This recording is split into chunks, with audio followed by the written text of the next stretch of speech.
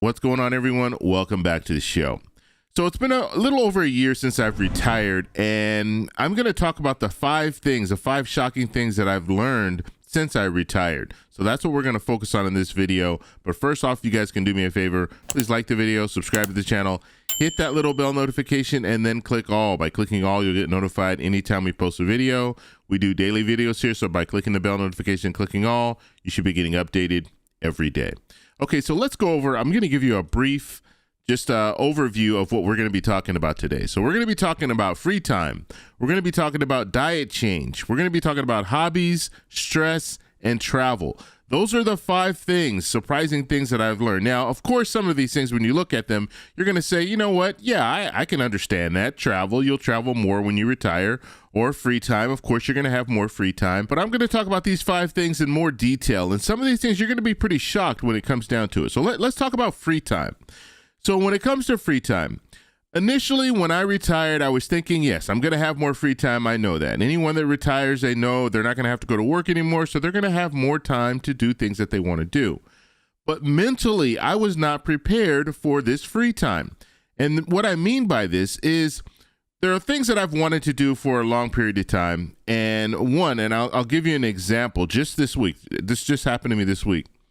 I was looking online, and there's this conference, NAB, the NAB conference in Las Vegas. They have it every year. Now, NAB is the National Association of Broadcasters, and the reason that I've wanted to go is because I like camera equipment, I like audio equipment, and I run a YouTube channel, so I'm focused on that kind of stuff, and I'm very interested in that stuff.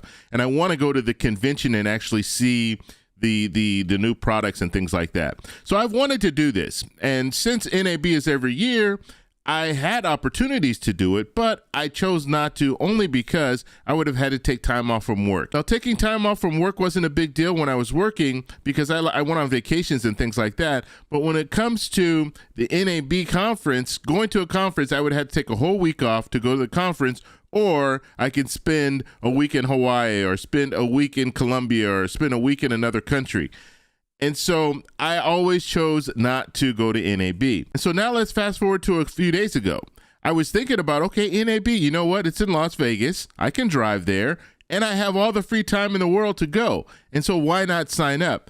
And so I went ahead and signed up, but I wasn't thinking about it. Mentally, I wasn't thinking about the freedom that I have to do these different things. And so this is still a little bit new. Even though I've been retired for over a year, it's still a little new to me when it comes to just the free time that I actually have. And so that's why I put that on there. Of course, you're going to have free time when you retire, but mentally, you might not be prepared for how much free time you actually have. And so that was the first shocking thing that I discovered after being retired for 1 year. Now, the next thing is diet. My diet has changed, and it's changed for the better, which is good.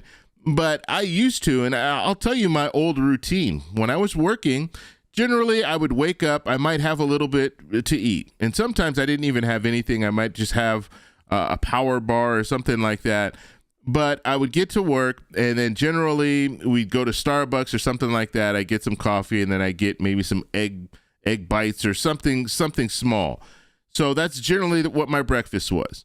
And then for lunch, sometimes I would bring lunch. I would say maybe 2-3 times out of the week I would bring lunch.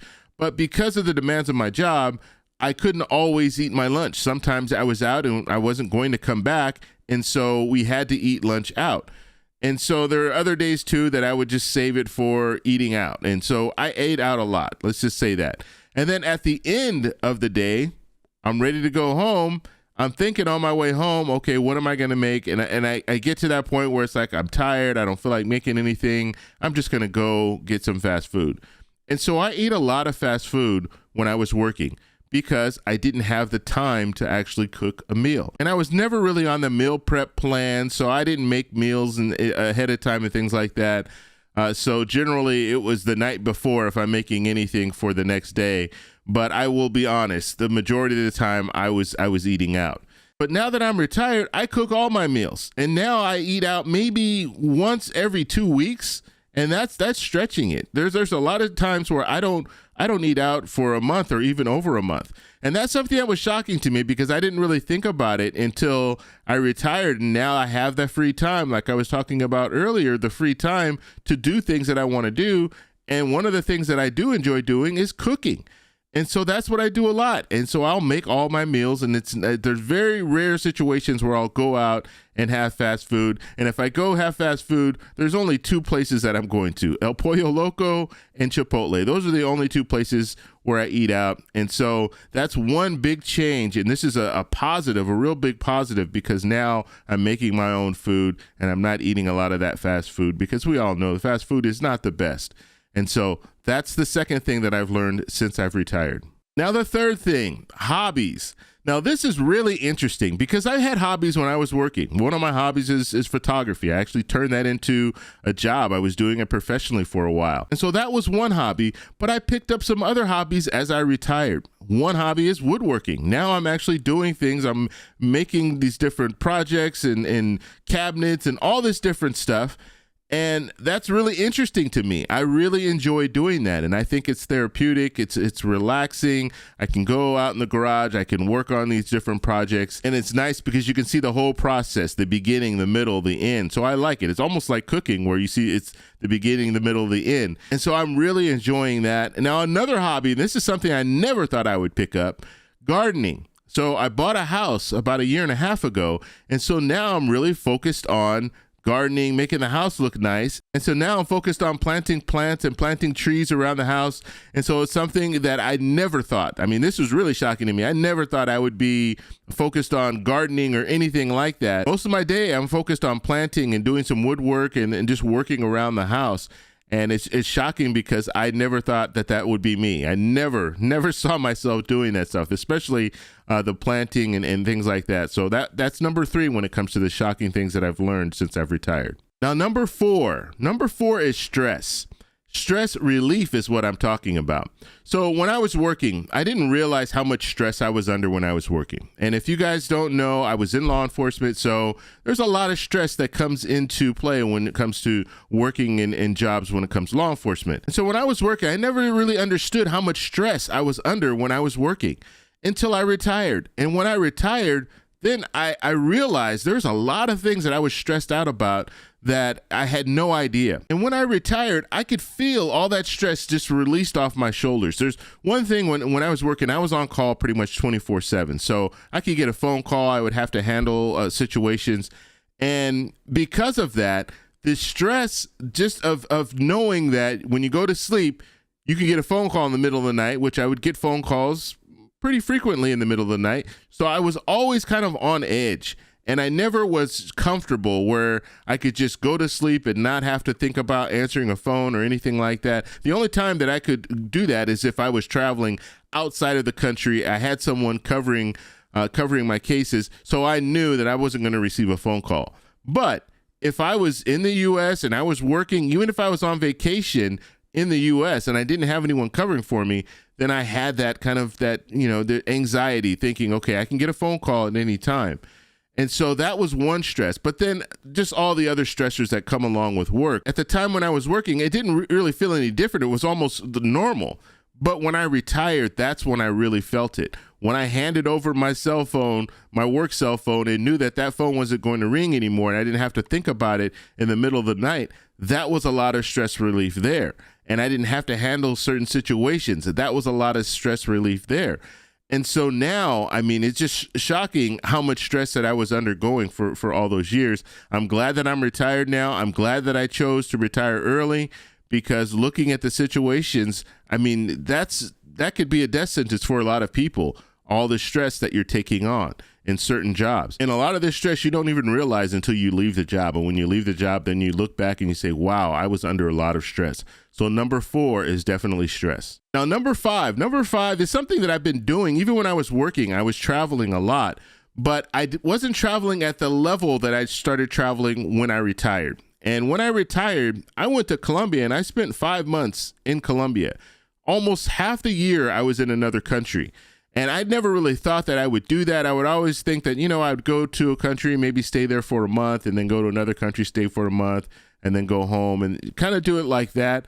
But I was enjoying myself so much in Colombia. I spent 2 months, came back for 2 months, then went and spent another 3 months.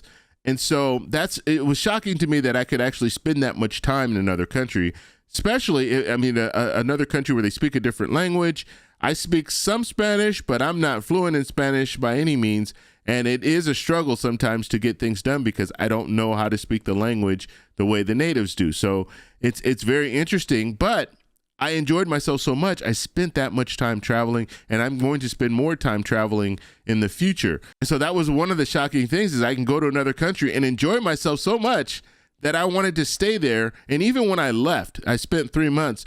When I left because I had to leave. I had a 3-month visa, and I couldn't get it extended because I spent 2 months earlier that year, and you can only spend 6 months in a year. And so I couldn't extend it. So I actually had to come home. And that's why I came home. But if I had an extension, I probably would have even stayed longer. And so those are the 5 shocking things that I've learned after being retired for a year. Now, when it comes to retirement, in my situation, I was fortunate because I received a pension.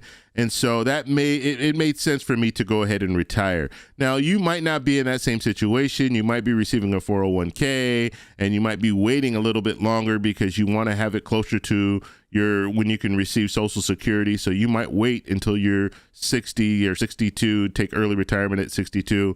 But in my situation, it made sense for me to go ahead and retire. I can do something else part-time if I really need to, but I understand not everyone has that opportunity.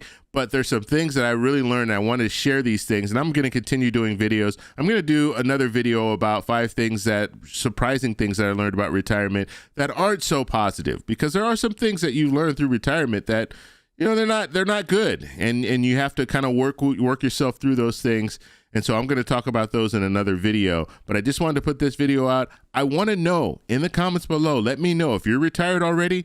What are some of the things that you've learned in retirement, some shocking things that you've learned in retirement? Let me know in the comments below. If you like this video, please give me a thumbs up. Please subscribe for more, and I'll talk to you in the next one. Bye.